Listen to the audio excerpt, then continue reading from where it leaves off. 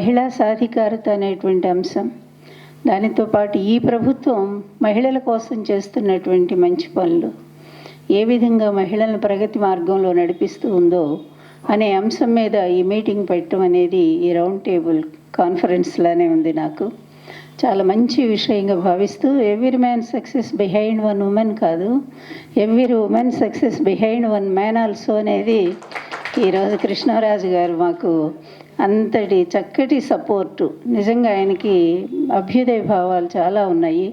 మంచి జర్నలిస్టు అంటే ఒక నిజమైన జర్నలిస్ట్ ఎలా ఉండాలో కృష్ణరాజు గారిని చూస్తే, ఎందుకంటే ఒక నిష్పక్షపాతంగా ఆయన విశ్లేషణలు చూసినా కూడా మనకి టీవీల్లో ఎంత నిష్పక్షపాతంగా గవర్నమెంట్ తప్పున్నా కూడా చెప్తారు. అదేవిధంగా అవతల వాళ్ళ అబద్ధాలను ఎండగట్టడంలో కూడా ఆయన ముందు ఉంటారు. మరి ఎటువంటి పర్సనల్ అటాక్స్ ఎదుర్కొంటున్నారో మనకు తెలియదు, కానీ బహుశా వస్తూనే ఉంటాయిలే. చాలా సంతోషం కృష్ణరాజు గారు. మా మహిళలందరూ మీకు ముందుగా కృతజ్ఞతలు తెలియజేస్తూ ఉన్నాము. ఇక్కడ ఏర్పాటు చేసినటువంటి సోదరి రోజారాణి, తర్వాత లక్ష్మరాజు సునీత గారు, ఇంకా అందరి పేర్లు తెలియనందువల్ల మన మహిళా సోదరి మళ్ళందరికీ కూడా పేరు పేరునమ్మ మీరు ఇక్కడ ఇందులో పార్టిసిపేట్ చేసినందుకు హృదయపూర్వకంగా ధన్యవాదాలు తెలియజేస్తూ, ఎందుకంటే చిలకమర్తి వారు ఒక మాట అంటారు, ముగుదల్ నేర్వగరాని విద్య గలదే ముద్దార నేర్పించినని అంటారు.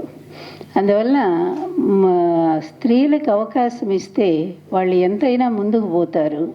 వాళ్ళ రంగాల్లో ఈరోజు ఎడ్యుకేషన్లో కూడా మగవాళ్ళతో సమానంగా వెళ్ళగలుగుతుంది మహిళలు అనేటువంటి విషయాన్ని ముందు మనం గమనించాలి. అయితే వాళ్ళ శక్తిని నిర్వీర్యం చేసి నువ్వు ఇంట్లోనే ఉండు, అదేవిధంగా నువ్వు బయటికి వెళ్ళటానికి వీల్లేదు అనేటువంటి ఒక శాడిస్టిక్ హస్బెండ్స్ కూడా ఉన్నారు. అలాంటి భర్తల వలన ఎన్నో రకాల బాధలు అనుభవిస్తున్నటువంటి వాళ్ళు ఉన్నారు ఈ సమాజంలో. పెద్ద పెద్ద చదువులు చదువుకున్నటువంటి మహిళలు కూడా ఈ విధమైనటువంటి ఫ్యామిలీలో బాధలు అనుభవిస్తూనే ఉన్నారు. ఇవన్నీ కూడా గమనించేమో మరి మన ముఖ్యమంత్రి గారు ముందు మహిళకు సాధికారత వస్తే, మహిళలకు ఒక ఎంపవర్మెంట్ ఏర్పాటు చేయగలిగితే వాళ్ళు ఈ బాధలన్నిటినీ కూడా దాటుకొని వాళ్ళ శక్తిని ఈ సమాజానికి ఉపయోగపెడతారు అనే ఒక మంచి సదుద్దేశంతోనే ఈ మహిళలందరికీ ఈ విధమైనటువంటి అధికారాన్ని ఆయన కల్పించారేమో అని చెప్పి నేను అనుకుంటూ ఉంటాను. దానికి తగినట్టే దానికి ముందు ఒక్క 10 సంవత్సరాలు మనం ముందుకు పోగలిగితే, 10 ఏళ్ళు అక్కర్లా, ఈ 5 సంవత్సరాలు ముందుకు పోగలిగితే దేశం కానీ రాష్ట్రాలు కానీ ఎలాంటి పరిస్థితుల్లో ఉన్నాయంటే, మనకి రామ్ మనోహర్ లోహియా అని ఒక బెస్ట్ పార్లమెంటేరియన్, అద్భుతమైనటువంటి ఒక పార్లమెంటేరియన్, ఆయన మహిళా పక్షపాతి.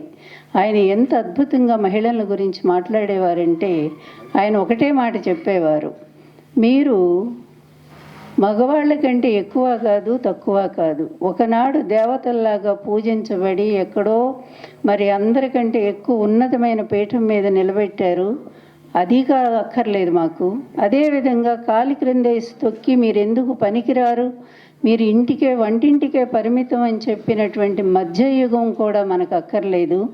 మీతో పాటు సమానంగా మమ్మల్ని కూడా బ్రతకనివ్వండి, మీతో పాటు ఈ స్వేచ్ఛను మమ్మల్ని అనుభవించనివ్వండి అనేటువంటి ఒక్క సూత్రాన్ని మహిళలు గుర్తుపెట్టుకోగలిగితే మనకు అధిక స్వాతంత్ర్యమూ వద్దు, అలాగని మనల్ని అణిచి వేయాల్సినటువంటి, లేకపోతే అణిగిపోయి ఉండాల్సినటువంటి పరిస్థితి వద్దు.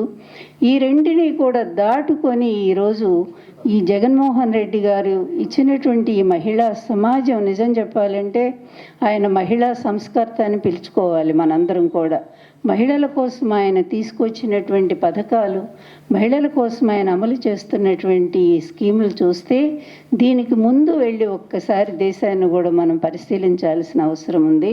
ఇందిరాగాంధీ గారు గొప్ప మహిళ, ఎందుకంటే ప్రపంచంలోనే ఆమె మంచి పేరు తీసుకొచ్చారు భారతదేశానికి. అంత అద్భుతమైనటువంటి ఆ మహిళ దాదాపుగా 16 సంవత్సరాలు ఆమె దేశాన్ని పరిపాలించారు. ఆ 16 సంవత్సరాల పరిపాలనలో ఆమె ఒక కమిటీ వేశారు, రామచంద్ర గుహ అనేటువంటి ఒక కమిటీ, బహుశా అది 76-77 అనుకుంటాను.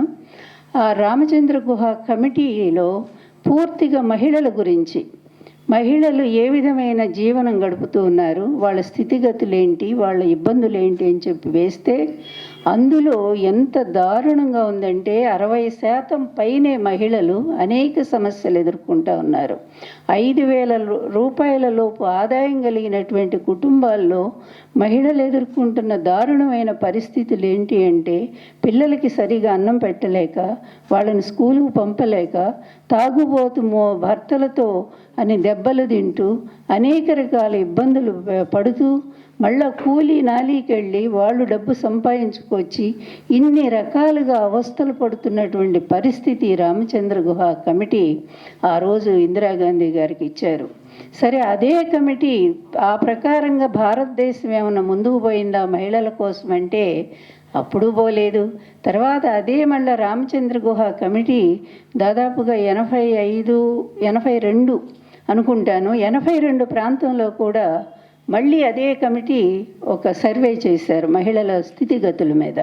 చేస్తే సేమ్ పొజిషన్, మహిళలు ఏమీ మార్పు లేదు, ఇదే రకమైన ఇబ్బందులు ఎదుర్కొంటున్నారు. వాళ్ళు అధికమైన పేదరికంతో బాధలు పడుతూ ఉన్నారు.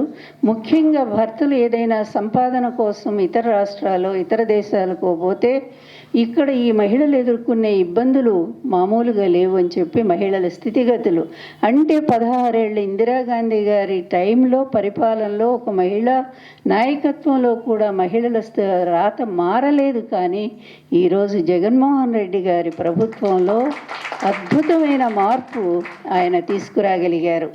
ఏ ప్రభుత్వం చేయలేకపోయింది. ఎందుకంటే ఒక మహానుభావుడు ఎన్టీఆర్ గారి భార్యగా నేను ఇక్కడ ఒక మాట చెప్పదలుచుకున్నాను. ఆయన పరిపాలనలో కూడా మహిళలకు చాలా న్యాయం జరిగింది. ఎందుకంటే మహిళలకు మరి ఆస్తిలో సమాన హక్కు అది ఇందిరాగాంధీ గారు తీసుకొచ్చిందే, కానీ అమల్లో మాత్రం ఎక్కడా లేదు, ఏ రాష్ట్రంలో కూడా. అలాంటి పరిస్థితుల్లో ఎన్టీఆర్ గారు తిరిగి దాన్ని బహుశా శారదా చట్టం ఏదో అంటారు అనుకుంటాను, దాన్ని తీసుకొని వచ్చి మళ్ళీ ఎన్టీఆర్ గారు మహిళలకు తప్పనిసరిగా ఆస్తిలో సమాన హక్కు ఇవ్వాల్సిందే అనేటువంటి తీసుకొచ్చింది నా భర్త ఎన్టీ రామారావు గారే. ఆ విషయంలో మన మహిళలు ఆయనకి ఎప్పుడూ కృతజ్ఞతగానే ఉంటాము. అయితే దానికి కిటుకులు చాలా కనిపెడతా ఉన్నారు. ఒకేసారి కట్నం ఇచ్చేటప్పుడు ఏదో కొంత ఇచ్చేసి అమ్మాయితో రాయించేసుకుంటున్నారు, ఇంక మాకు నువ్వు రావద్దు రేపు మా ఆస్తి పాస్తులకి అని చెప్పి. ఇలాంటివన్నీ కూడా మళ్ళీ మోసాలు జరుగుతూనే ఉన్నాయి ఆడవాళ్ళ పట్ల. అలాగే ఆయన మహిళలకి మరి మహిళా యూనివర్సిటీ ఒకటి కట్టించారు, పద్మావతి యూనివర్సిటీ. దేశంలోనే అది మొట్టమొదటి మహిళా యూనివర్సిటీ ఆ రోజు. తర్వాత ఉద్యోగాల్లో 9% రిజర్వేషన్స్ ఇచ్చారు ఎన్టీఆర్ గారి టైంలో. తర్వాత ఎంపీటీసీ జెడ్పీటీసీ వీటిల్లో 33% రిజర్వేషన్స్ ఆయన కల్పించారు.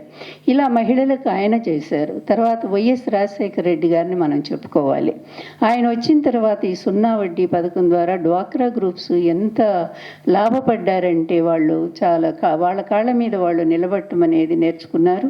అదేవిధంగా ఫీజు రీయింబర్స్మెంట్ ద్వారా ఎంతోమంది పేద ఆడపిల్లలు పెద్ద పెద్ద డిగ్రీలు చదివి అమెరికా లాంటి దేశాల్లో ఉద్యోగాలు సంపాదించుకోవటానికి ఆ మహానుభావుడు ఆయన అవకాశం ఇచ్చారు. ఇక మధ్యలో వచ్చిన వాళ్ళని ఎవరైనా ఊరు పేరు లేదు చెప్పుకోవటానికి కూడా, వాళ్ళ పేర్లు చెప్పుకోవటం కూడా వేస్ట్ ఏమో అని అనిపిస్తూ ఉంటుంది నిజంగా కూడా.